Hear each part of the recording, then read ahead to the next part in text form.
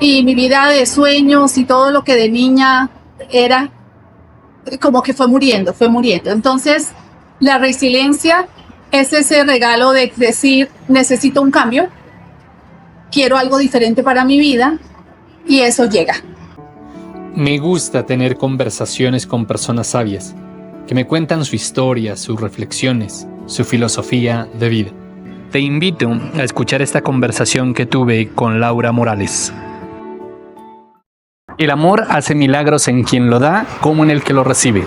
Hola, soy Fernando Bastidas y el día de hoy me encuentro con Laura Morales. Laura, gracias por aceptar esta invitación. A ti, Fernando, gracias. Siempre un placer poder compartir y poder tener espacios tan bellos como estos. Listo, gracias. Mira, nos conocimos en estos días. Me pareció chévere tu historia. No te presenté, pero me gustaría que seas tú quien nos diga quién es Laura Morales o cómo le gustaría que las personas la recuerden o la conozcan. Gracias, Fernando. Bueno, Laura Morales es una persona enfocada en la inteligencia emocional, enfocada en la restauración de las heridas del alma y enfocada en un renacer. Soy una persona resiliente, restaurada, una mujer amada por Dios. Y eso hace que mi vida sea una experiencia hermosa, podría decir, una experiencia hermosa después de una experiencia muy dolorosa. Me gusta lo que dices, dices muchas palabras bonitas y yo creo que esta conversación va a ser alrededor de esas palabras, resiliente, amada por Dios y todo. Pero cuéntanos un poquito, ¿por qué resiliente? ¿Qué fue eso tan difícil y tan duro que te pasó? Bueno, la resiliencia es esa capacidad innata que pienso que Dios le da al ser humano si lo pide y si la busca, de levantarse aún en circunstancias y episodios dolorosos, en eventos dolorosos de la vida. Y yo pues, ¿qué te diré? Para no ir muy atrás, sino más al punto, me casé muy joven, me fui a los 23 años a los Estados Unidos con la ilusión de ir tras el amor, tras la felicidad, y resulta que pensaba estar preparada, inclusive había estudiado psicología, había estudiado ya una carrera, tenía un background, por decirte, espiritual, siempre una conexión bonita con el Creador, con Dios. Sin embargo, las sorpresas llegaron y resulta que me encontré con una relación muy difícil, muchas sorpresas y una incapacidad emocional para afrontarlas. Enfermé, decaí, vivía en soledad, vivía en un aislamiento, en una rutina, y mi vida de sueños y todo lo que de niña era, como que fue muriendo, fue muriendo. Entonces, la resiliencia es ese regalo de decir, necesito un cambio, quiero algo diferente para mi vida, y eso llega. Y así fue como empecé a levantarme, a buscar ayuda, a preparar mi vida emocional en otro campo, en otro stage, en otro escenario, y me restauré, me sané, y ahora ese dolor se ha resignificado en mi misión de vida. Súper chévere. No, y yo creo que es una invitación como a todos, ¿no? A ser resilientes, a saber que después de la tormenta llega la calma, que a veces los momentos difíciles que nosotros hemos o tuvimos que pasar nos volvieron fuertes y sabios. Yo he notado y he tenido la fortuna de conversar con muchas personas que entre mayor dificultad, más fuertes y sabios son. Me gusta una palabra bonita que acabas de decir, es restaurada. ¿Qué puedes decirnos acerca de esa frase? Para que haya una restauración tiene que haber habido una ruptura, ¿no? Uh-huh. Y esa ruptura fue el dolor de muchas heridas que se fueron acumulando a lo largo de la vida. Creo que ya traía muchas heridas cuando empecé la relación que me llevó a buscar ayuda. Y la restauración del alma es un regalo que Dios ofrece. Y es reconstruir todo lo difícil, todo lo doloroso en un propósito. Pudiera uno morir, pero si busca esa restauración, entonces eso se convierte en vida y misión. Y eso es lo que ha pasado en mi vida. empecé a estudiar del mundo emocional, llegué a un programa llamado Hay Esperanza, con sede en la ciudad de Miami, y fue un refugio donde empecé a entender y a tener respuestas a muchas de mis preguntas, y poco a poco así mi vida se restauró. Súper. Me gusta lo que dices, ¿no? Después de la restauración viene el darle un significado a la vida, una misión, un propósito. Y sé que ahora estás trabajando en un tema que me parece extraordinario, que es el despertar consciente al amor. Cuéntanos un poquito de dónde nace el interés de trabajar en ese tema tan bonito, porque tiene dos frases que a mí me llaman la atención y que son bien contundentes, que es el despertar y el amor y la conciencia. Cuéntanos un poquito de eso. Sí, eso tú lo has dicho. Tiene los 3 puntos o los 3 ingredientes que por mucho tiempo busqué. ¿Cuál realmente es el camino de la restauración desde mi experiencia, desde la investigación, desde el trabajar ya una década con personas que buscan esa restauración? ¿Cuál es el punto, ¿no? de base para que eso ocurra? Y tiene que haber un despertar consciente. Depende el nivel de conciencia en que estamos, así nos amamos. Pero a veces ni sabemos en qué nivel de conciencia estamos, ¿cierto? Hay un nivel de conciencia que lo llaman el nivel 1, pero yo lo llamo el nivel 0, que es cuando vivo en la víctima, en la negación total, en la proyección de que otros son los responsables de mi felicidad.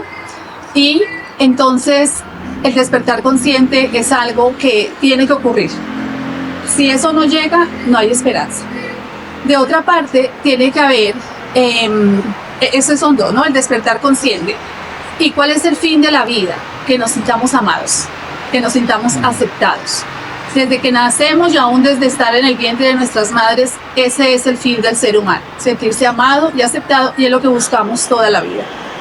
Entonces, si con mi mensaje la persona logra avanzar en ese despertar consciente, ir hacia esa búsqueda del amor propio, entonces llegó la restauración. Súper, me parece súper interesante lo que dices con respecto al tema del nivel de conciencia. Ahora sí, ¿cómo saber en qué nivel estoy? Y cómo desarrollar o cómo ascender a un nivel de conciencia que nos permita a nosotros darnos cuenta cómo nos estamos amando, ¿no? Porque, o de qué manera deberíamos aprender a amarnos, porque hay personas que ni siquiera toman en cuenta que son imagen y semejanza de un Dios. Entonces ni siquiera lo notan. ¿Cómo ascender, cómo crecer, cómo tomar conciencia de que somos seres maravillosos? Exactamente, por eso te decía, dependiendo del nivel de conciencia, así me amo. Cuando el el nivel de conciencia está anulado por las heridas, por los traumas, entonces se buscan, como yo digo, y se llama anestésicos o refugios falsos, que son las adicciones. Porque el dolor hay que librarlo de alguna manera, hay que sobrellevarlo de alguna manera. Entonces, ese nivel de conciencia 0 es el que me hace ver qué tanto daño me estoy haciendo, qué tanto no me amo, no me respeto, no valoro la vida que Dios me dio. El nivel de conciencia 1 es cuando empiezo a decir, tengo un problema, necesito ayuda. Entonces doy el paso, o sea, empieza como ese despertar interior. No puedo quedarme la vida como estoy, quisiera tener otro estilo de vida, esto me está destruyendo. Y entre eso muchas adicciones, que son pues las emocionales, las de sustancias, las de comportamientos, muchas áreas de las adicciones.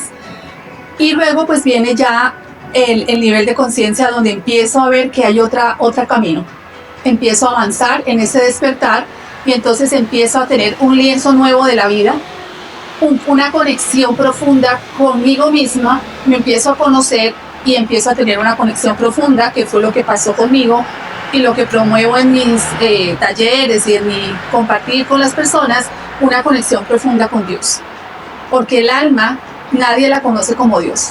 Las heridas nadie las va a sanar como el Creador. Me haces acordar de cuando un carro estaba averiado en una vía y nadie lo podía reparar. Y por ahí pasó Henry Ford. Y él se baja, lo mira Y él lo reparó, puso su mano y lo reparó fácilmente porque él sabía cómo era el sistema, porque él lo había creado. Permitirle a Dios que ponga su mano en nuestra vida lo cambia todo. Porque en la dimensión que no me amo estoy lejos del amor verdadero, que es el amor de Dios. Y entonces sigue la conciencia abriéndose. Me encanta un verso que dice la Biblia que Dios quiere que vivamos con limpia conciencia. Y eso es una dimensión poderosísima. Una conciencia, cuando va aumentando la conciencia, entonces el ser humano se olvida de su dolor y empieza a usar su vida para darla a otros. Y ese es el camino de ser feliz, del éxito verdadero y de llegar a esas personas que a causa de haber salido de esa conciencia cero y haberse permitido ir subiendo el nivel, nacen las fundaciones, los escritores de libros, los programas de restauración y sin límite, lo que puede ocurrir. Súper, ¿no? Y algo que dicen los placebos o los antídotos que muchas personas toman como adicciones para no darse cuenta lo valiosas y lo suficientes que son, porque tristemente muchas personas viven de la aprobación de otros porque no se aprueban a sí mismos, ¿no? Y lo que yo siempre insisto, tanto en mis charlas, en mis sesiones, e incluso en el libro, que es una de las cosas, el amor de tu vida eres tú. Y hay una partecita que coloco en el libro que digo, la mejor manera de honrar al Creador es amando su creación, lo perfectos que somos. Pero sabemos que las personas que viven en ese estado de conciencia cero, como tú dices, existe un origen, una causa, una razón de ser. ¿Dónde se rompe esa parte del amor propio? ¿Cuál es ese origen de que las personas no se amen lo suficiente como debieran? Mira, eso es parte de la investigación profunda a la que me he dedicado, y la ruptura de la identidad, de la esencia, del amor propio, de los talentos innatos, toda esa riqueza que Dios nos da al crearnos se rompe en la infancia. Se rompe a causa de las heridas como un rechazo, un abandono, una indiferencia, la exigencia a la perfección. Es algo que hace que ese niño o esa niña empiece a pensar, no soy suficiente, no puedo, no lograré cumplir el estándar que me demandan, algo malo hay en mí. Y en ese momento, sobre esa base, lamentablemente, se rompe el amor que debiera o que fue dado, ¿no? Y entonces empieza el temor, la inseguridad y la búsqueda de aceptación. Así que el amor innato que Dios nos da, la autonomía, la libertad, el ser auténtico se quebranta. Ahí empieza la ruptura del amor propio. Y es cierto lo que tú dices, ¿no? De la exigencia de ser perfectos, tanto en la publicidad, los amigos, y hoy en día las redes sociales que invitan como a vivir una vida perfecta de millonarios, aunque no lo tengan, y muchos jóvenes se ven contaminados e incluso les baja la autoestima solo por el hecho de no poder tener ni vivir como aquellos influencers el estilo de vida que tienen. En muchos casos yo creo que esos influencers terminan lastimando la seguridad y la confianza de muchos jóvenes. En estos días miré una película que me parece muy interesante y que por cierto la recomiendo. Se llama La Sociedad de los Feos. Es una película que hay una ciudad donde son perfectos, esperan a que tengan 16 o 18 años, no recuerdo, y la exigencia está en que van a ser perfectos, con los ojos que ellos anhelan, con el cuerpo que ellos anhelan, con todo como anhelan, los transforman literalmente todo. Y hay otra ciudad que está esperando a que los jóvenes crezcan, pero estos no son tan bellos como aquellos de aquella ciudad, con la diferencia que los otros sufren por no sentirse ellos mismos y porque pierden su identidad. Y hay unos muchachos que se rebelan y dicen, no, nos aceptamos, nos valoramos tal y como somos, porque de esto depende como la libertad. Ahora sí, Muchas personas no necesariamente tienen que ser niños o jóvenes para sufrir como ese abandono, esa identidad de amor propio, sino que yo lo he podido notar, e incluso hasta personas adultas que tienen una conversación negativa consigo mismos, de rechazo, e incluso tienen marcado algunas palabras que alguien le dijo, que la ofendió, que le bajó la autoestima, que alguien le dijo, oh, no, es que tú eres fea. Y se quedó con ese recuerdo y la marcó para siempre. Tuve una cliente que en estos días me decía que el papá le dijo que ella nunca iba a tener clientes porque era fea, y lo recordó, a pesar de que ella decía, nunca más me dijo nada de eso, más bien era cariñoso, amoroso, pero lo que más recuerdo es eso, y no me ha funcionado las relaciones, y le atribuía a eso. La pregunta es, para una persona adulta que tiene esa conversación, ¿qué hacer para cambiarla? ¿Qué hacer para empezar a amarse, a ser consciente y ese despertar al amor, como tú lo dices? Tú dijiste algo valioso en lo que estás comentando, y es que esa persona tuvo ese recuerdo que le llevó a impactar su vida de tal manera que era el resultado de lo que estaba viviendo, ¿no? Es necesario llegar al punto donde se quebró y el punto de la causa que causó el dolor. Yo recuerdo ahora un hombre que conocí, que él decía que pues él se había refugiado en el alcohol y él sentía un profundo dolor en su alma, pero él no sabía por qué. Él solo sabía que cuando sentía dolor empezaba a tomar. Y él empezó el programa de ayuda porque iba a perder su hogar, o había perdido prácticamente ya su hogar, o sea, él ya había llegado a un punto profundo en su adicción y empezó a buscar la ayuda, y empezamos a buscar qué fue lo que quebrantó tu vida, qué recuerdo. Y hay que pedirle a Dios por ese recuerdo, porque no se bloquean los recuerdos por el impacto del dolor. Uh-huh. Pero cuando se pasa ese umbral y se llega al punto del dolor, empezó la libertad. Y él recordó que su papá le había prometido cuando se graduara le iba a regalar algo de familia, como un recuerdo de familia. Y cuando pasó la vida, eso lo dijo de niño, y cuando llegó el día, el papá se lo dio al hermano y no a él. Y ese rechazo, ese impacto le quebrantó a él la estima, el amor propio, la confianza. Entonces, llegar al recuerdo es lo que realmente va a liberar el alma del dolor y el trauma. Y la ayuda de Dios, porque no es fácil. Pero cuando uno dice, sí, yo lo quiero superar, o sea, yo quiero realmente llegar a la raíz, porque no me amo. ¿Qué fue lo que pasó en mí que se quebrantó esa valía? Y permitírselo es como la ruptura, pues, del trauma, desaparecerse ese trauma, y entonces hay que reemplazarlo con el amor de Dios, con el amor propio y con la verdad. El amor de tu vida eres tú, y es necesario que te ocupes en trabajar las áreas más importantes de tu vida. Te quiero invitar a que te unas a un grupo de WhatsApp donde comparto ejercicios prácticos que te ayudarán a ganar confianza, seguridad, amor propio y construir buenas relaciones. El enlace al grupo lo encuentras en el perfil de Instagram. Nos vemos dentro. Hay una frasecita que yo siempre repito, y es: somos gobernados por aquello que creemos que hemos olvidado.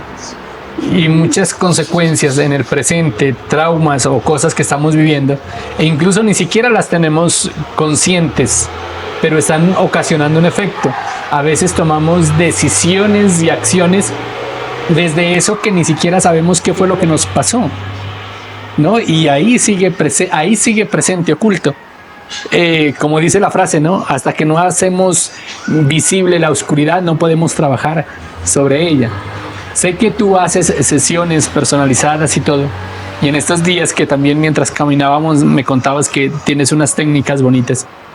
¿Con qué recursos, herramientas, conocimientos, disciplinas trabajas tú a la hora de tener una consulta? Bueno, lo primero valioso que yo lo anhelaba cuando yo estaba en mi proceso pues crítico, o en mi momento crítico, era tener la oportunidad de ser escuchada, de que alguien me escuchara. y siempre gritaba y le decía a la persona con la que yo viví mi relación, es que tú no me escuchas. Era como algo. Entonces las personas que están con un impacto emocional anhelan ser escuchadas y es lo primero que le permito a la persona, que hable y ser escuchada. Después empiezo a llevarle a que pueda tener una conexión diaria, cómo se siente, cómo se llaman las emociones afectadas que le están queriendo decir qué es lo que pasa. Y empezamos a trabajar lo que es el journaling, que es el recurso terapéutico por excelencia, que es escribir en un diario acerca de su mundo emocional y empezar a encontrarse consigo mismo y escribir. Y luego, entonces, según el momento en que la persona está, empezamos a mirar, pero básicamente el camino es el mismo. Hay una introducción que les ayuda a tener para identificar y que logren verse a sí mismos dónde están. Y empiecen a mirar su nivel consciente y luego empezamos un camino que es finalmente salir del dolor, porque sin importar lo que ocurriera o que nos trae a buscar ayuda, el dolor es lo que nos une a todos, pues, ¿cierto? Es el punto de ¿cómo diría yo? De quiebre, de vulnerabilidad. Entonces ya empiezan a los temas, empiezo a desarrollar los temas y la persona empieza a tener educación emocional, conexión con Dios y consigo misma y empieza a salir, empieza a aprender a poner límites, aprender a perdonar y cuando perdonamos pues es el regalo más hermoso que el alma anhela. Y al que es difícil, porque es como que ese remedio me salva, pero no me gusta, entonces no me lo tomo. Uh-huh. Pero cuando empieza a hacer algo, lo que sea, y me dispongo, entonces los cambios son maravillosos porque yo lo viví.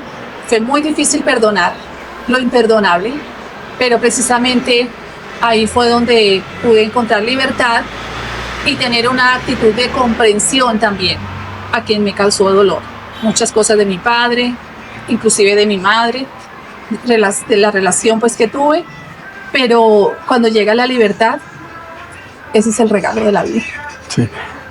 Algo bonito que dices, ¿no? Sobre el tema de la escucha, de ser escuchados. Hace poco hablaba con una persona también, psicólogo,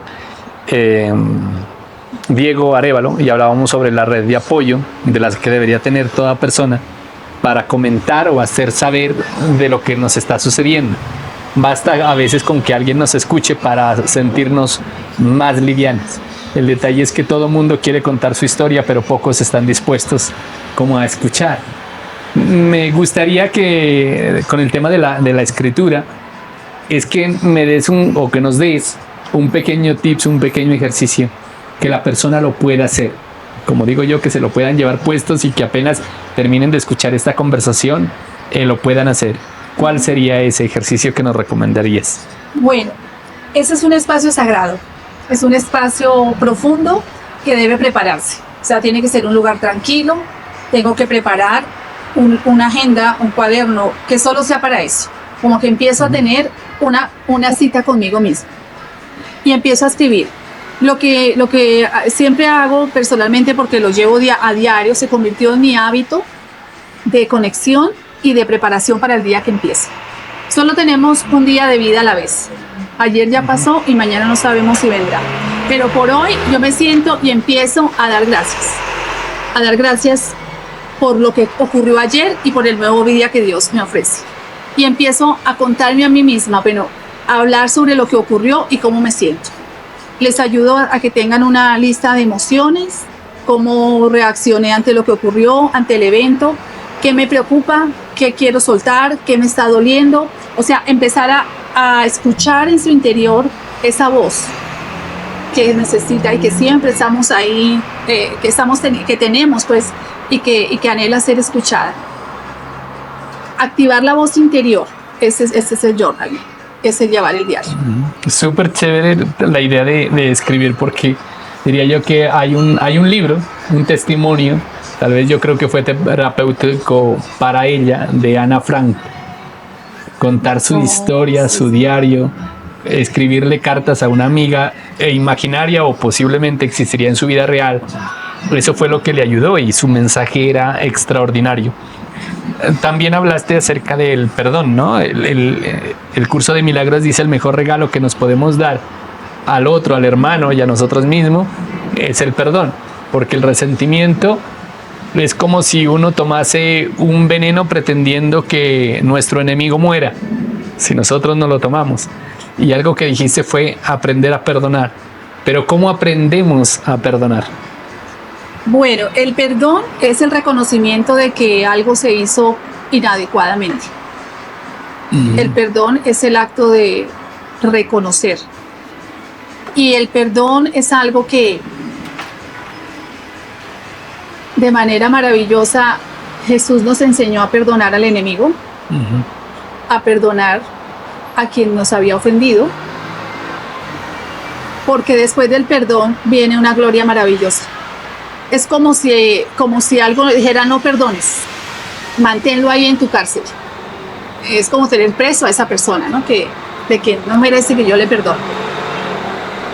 El perdón es glorioso porque mientras yo no perdono, las emociones enfermas y tóxicas que abrazo son el resentimiento, la venganza, la ira, todo lo que me intoxica mi ser interior.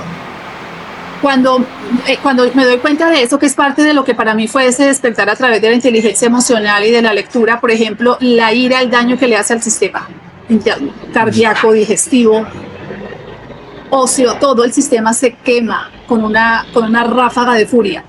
Entonces, cuando yo empecé a ver todo eso y empecé a conocer el valor del perdón, porque yo decía que perdonaba, yo ya le perdoné todo, pero me dolía todo. Entonces, el perdón es un proceso que no es como un paquete.